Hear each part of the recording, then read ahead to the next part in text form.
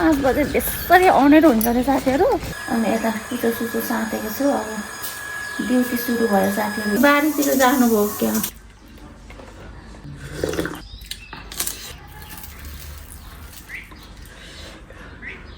हिजोसम्म dieting plan भनेर गफ छोडिदिए, आजदेखि डाइटिङ प्लान तोडिदिए। यस्तो राम्रो फुल फुलेको छ, यस्तो राम्रो फुल। वाउ, यो केटा मान्छेहरूको कपडा फेरि मैले धुन सक्दैन कि, यति ठुल्ठुला हुन्छ नि। हेलो साथीहरू, नमस्ते, गुड मर्निङ, स्वागत छ कुमार सिटिज ब्लगमा। आशा छ हजुरहरू सबैजना संसारमा हुनुहुन्छ होला। म पनि एकदम ठिक छु साथीहरू। आज पनि हिँड्यो हामी चाहिँ। आज नै 5:30 भयो, किनकि 5 बजे बेसरी आउने हुन्छ अरे साथीहरू। अनि बाटो नदेखिने हुन्छ अरे, त्यही भएर 5:30 बजे हिँडौँ भनेर सल्लाह गरेर हामी चाहिँ अब 5:30 बजे हिँड्ने भनेर भनेको छौँ। हामी चाहिँ यहाँ बाटोमा आइसकेको छौँ। अगाडि यहाँ दुईवटा दिदीहरू अगाडि हिँड्नु भएको छ, म पछि अब कता कता जान्छौँ भन्ने कुरा हो।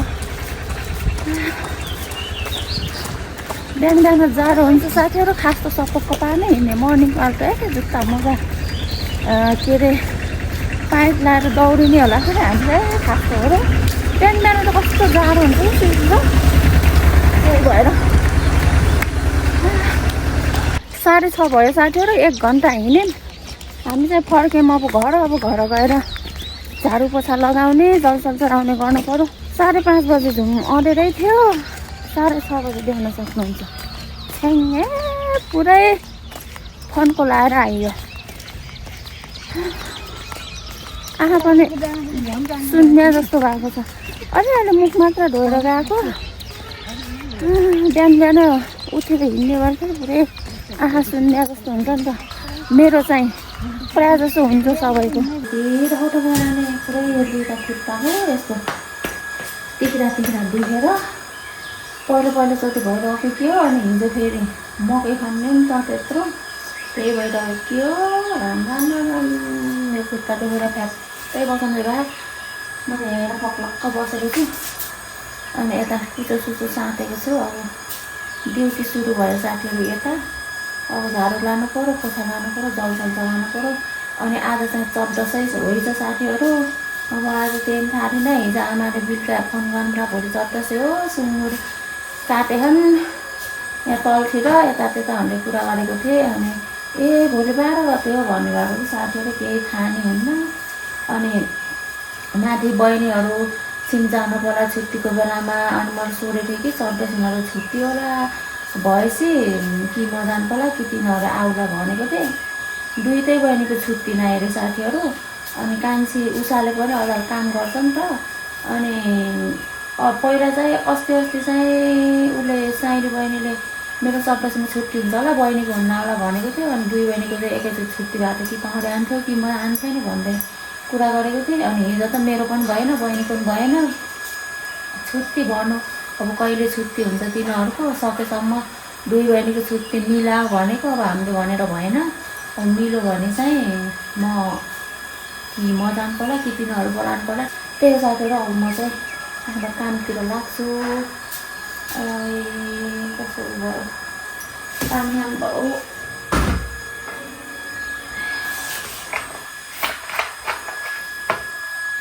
मर्निङ वाक गरेर आना बित्तिकै लेमन पानी, तातो पानीहरू खाएपछि एकदम राम्रो हो साथीहरू।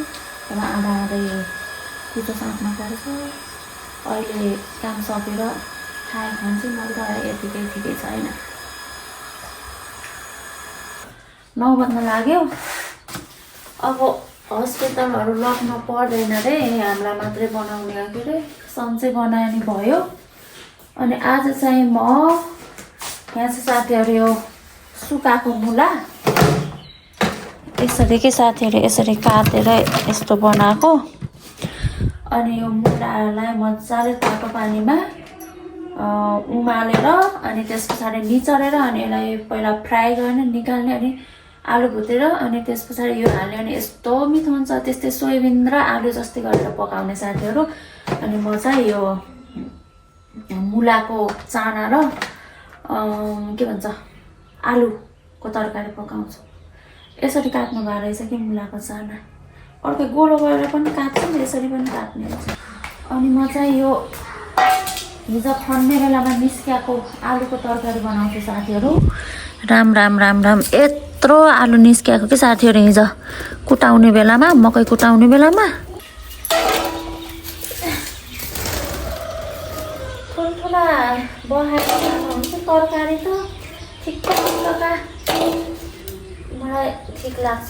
अनि यता साथीहरू देख्न सक्नुहुन्छ यस्तो राम्रो फुल फुलेको छ, यस्तो राम्रो फुल, वाउ यस्तो दामी देख्न सक्नुहुन्छ। वाउ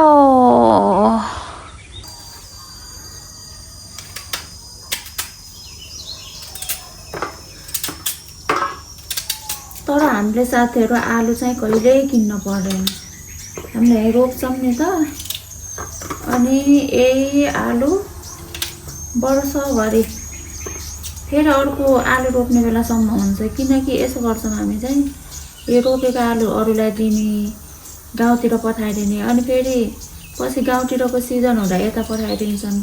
किनकि यो आलु धेरै राख्ने, वर्षभरि खाम राखौँ भन्ने भने हुनै हुन्न कि, तिलचार लाग्ने के हुन्छ नि त। त्यही भएर पैँचो ला जस्तो गर्ने गरी भए पनि कहिले किन्न पर्दैन आलु चाहिँ। त्यही आलुमा मिसाउने कुराहरू मात्रै तरकारी किन्नुपर्छ, आलु चाहिँ किन्न पर्दैन साथीहरू। अनि यहाँको आलु पनि कस्तो मिठो हुने रहेछ हौ, बखाएर खानु पनि, तरकारीहरू पनि फ्वाक्क।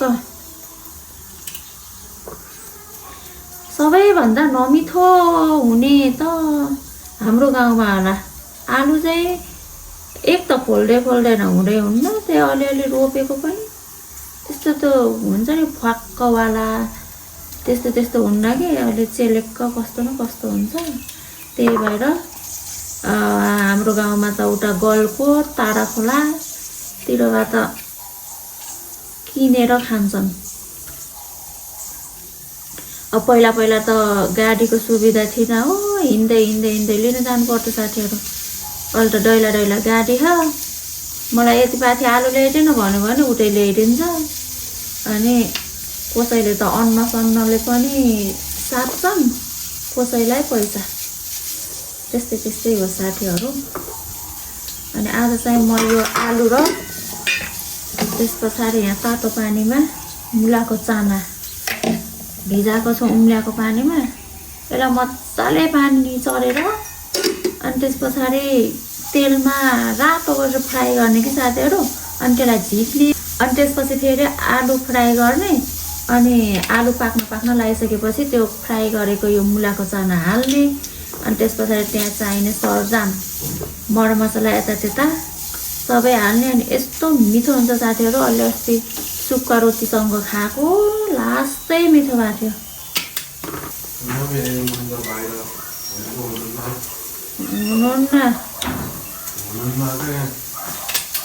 ओह्रालो साथीतिर जानुभएको थियो, बारीतिर जानुभयो क्या?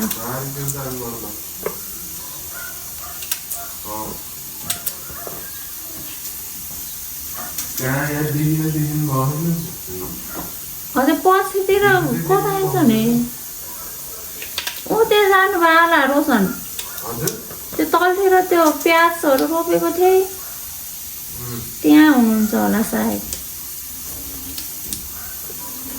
मेरो चाहिँ यता आलु रेडी भयो साथीहरू, धोइधाइ गरेर काटकुट पारेर। अनि यो मुलाको चाना पनि रेडी पारेँ। अनि मैले चाहिँ दाल पकाइसकेको थिएँ, अब तरकारी पनि यत्रो काटिसकेको थिएँ। अनि फेरि सासू आमाले फोन गर्नुभयो कि सासू आमा उतै कसकोमा खान बोलाएको के हो, उहीँ खाने अरे। अनि सासू आमाको दिदी ठुली आमा पनि उहीँ जाने अरे खान। त्यही भएर हामी चाहिँ यहाँ दिवर भाउजू मात्रै खाने भएर अब यो काटेको त पकाउनु पर्यो। अनि पकाउँछ अलिकति खाना हुन्छ। म चाहिँ यसरी रातो गरेर फ्राई गरेको छु साथीहरू मुलाको चानालाई पहिला। यता चाहिँ मजाले आलु फ्राई गरेको छु साथीहरू। आलु चाहिँ अहिले फ्राई भइसकेको छ।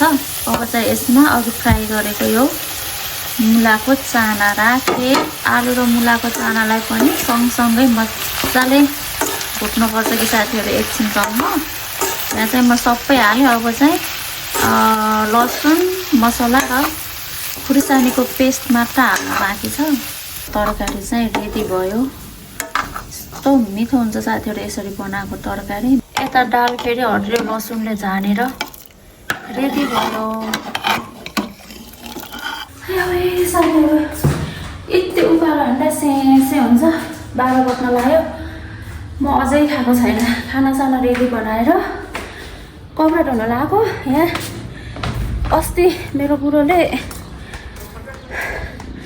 नुहाएर कपडा त्यस्तै काटेर गएको। अब हस्पिटलमा कति दिन बसेको त्यही कपडा धेरै त होइन, 2 ता 5 2 ता टी-सर्ट एउटा कोट यति धोइदिएन भन्दै छोड्नु भएको थियो कि साथीहरू। अब त्यो बेला त म धुन्न भन्दै कराएँ। अब के गर्नु, भनिसकेपछि देखेपछि मनले मान्दैन, धोइदिनु मन लाग्छ, माया लाउँछ हो क्या।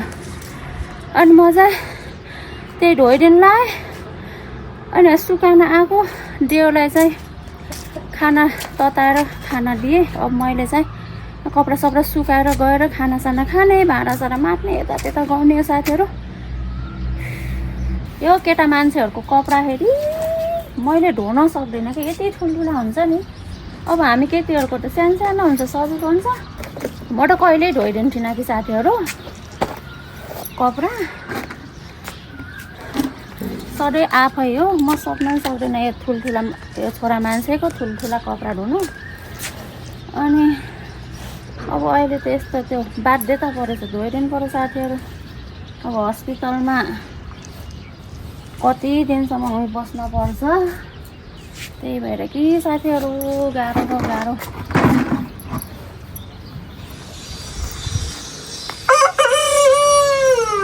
राम राम राम।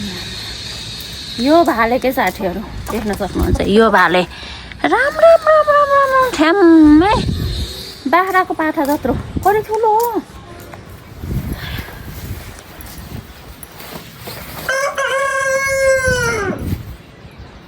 हो, कति स्वर सुनाइ। हाम्रो बाख्राकोट खोलामा साथीहरू कपडा धुन कति सजिलो हुन्छ। सस्ता साबुन लगायो निलो, अनि स्वाद र एकैचोटि स्वाटै जान्छ कि सजिलो हुन्छ। यहाँ त यति छिटो त लाग्दैन, निखानै गाह्रो लाग्छ हौ मलाई त यहाँ त। राम राम साथीहरू, यहाँ त रोटी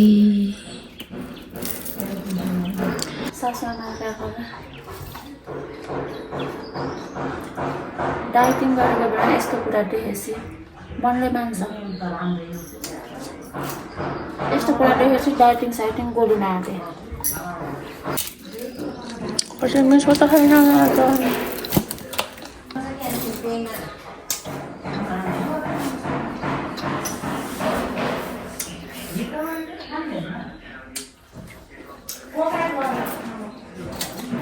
खाना त लिएर आउनु भएको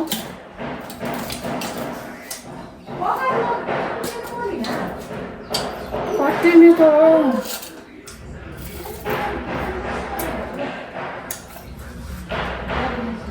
खाना चाहिँ च्याम्म खाने साथीहरू, बरु एक्सर्साइज गर्ने साथीहरू। म चाहिँ खानु लागेँ बल्ल 12 बज्यो।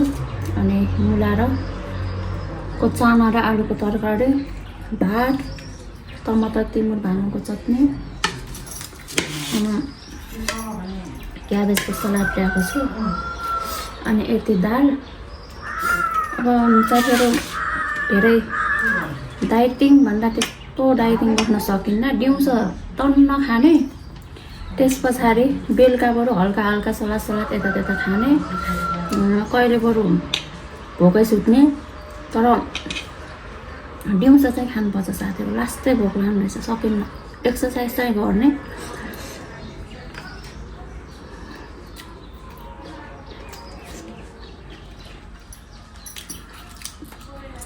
हिजो र अस्ति डाइटिङ बसेको साथीहरू, राम राम।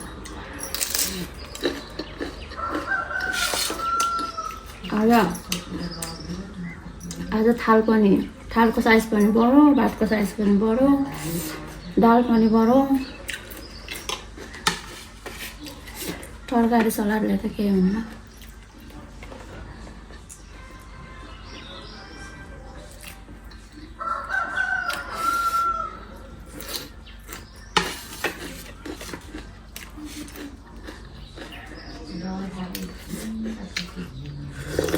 यो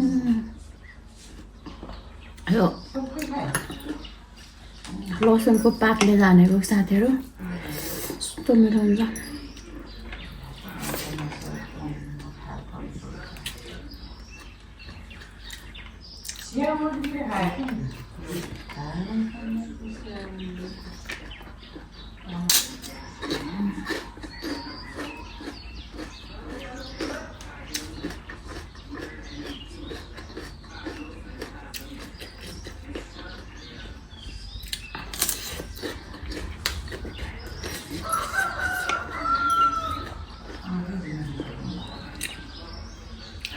बरु एक्सर्साइज गर्ने बिहान बिहान मर्निङ वक जाने साथीहरू खाना चाहिँ तन्नै खानुपर्ने रहेछ, छोरीमा ढाउने रहेछ।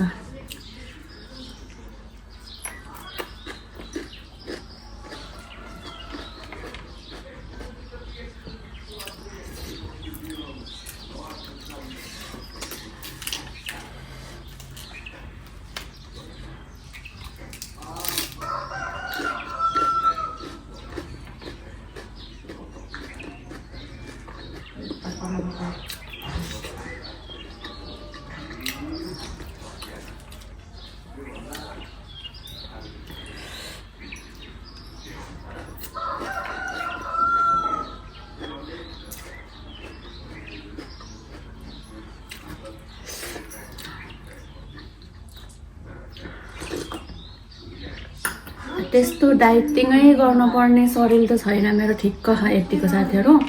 यहाँभन्दा नबढोस् भन्नको लागि मात्रै हो। बरु बिहान बिहान एक्सर्साइज गर्ने, मर्निङ वक जाने, अनि बेलुका चाहिँ कहिलेकाहीँ खाना ब्रेक लिने नखाने, कहिले सलाडहरू अलि हल्का हल्का कुराहरू खाने, तर बिहान चाहिँ तन्नै खाने।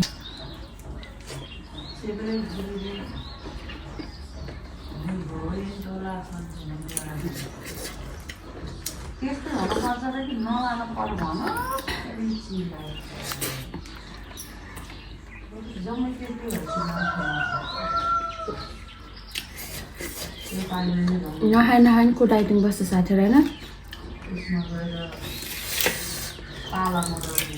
खानाको लागि काम गर्नुपर्छ, खाना चाहिँ खानुपर्छ।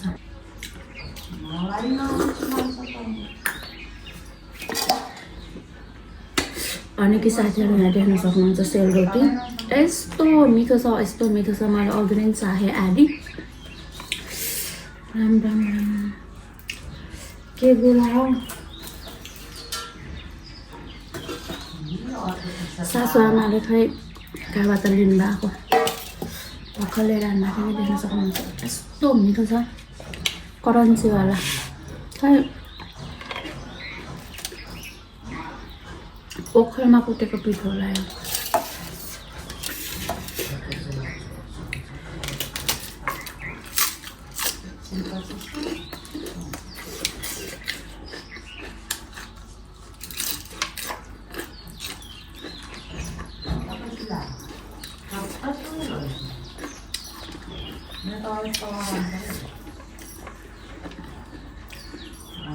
बिहानभरि के नआएको साथीहरू खाना पकाउने समय ठिकै र कपडा ढोल्न आएको त भोक लागेर त मन लागेको र।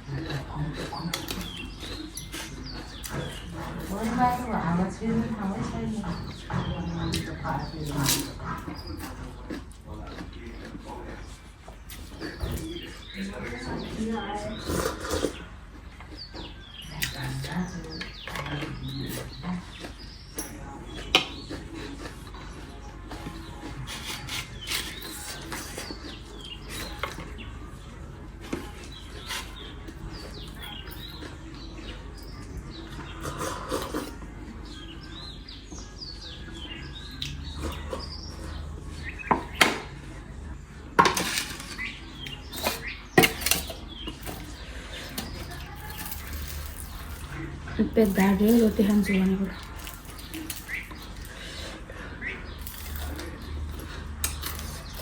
मिठो छ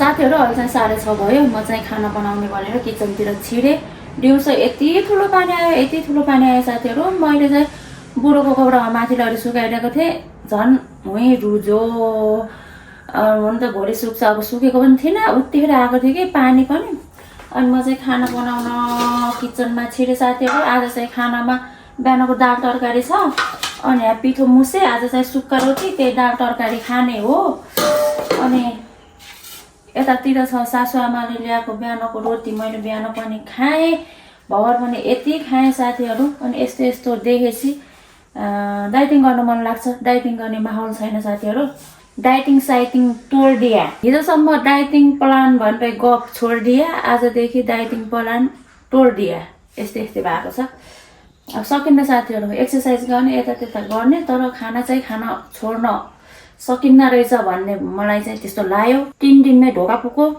खाना चाहिँ पर्छ साथीहरू काम गरेकै खानको लागि हो त्यही हेल्दी वेमा खान पर्छ त्यही हो भन्ने आज चाहिँ म हजुरमा बिदा हुन्छु साथीहरू फेरि भोलि अर्को भिडियोमा भेट्ने नै छौँ हजुरहरूले पनि खानासाना बनाएर खानु होला बाई बाई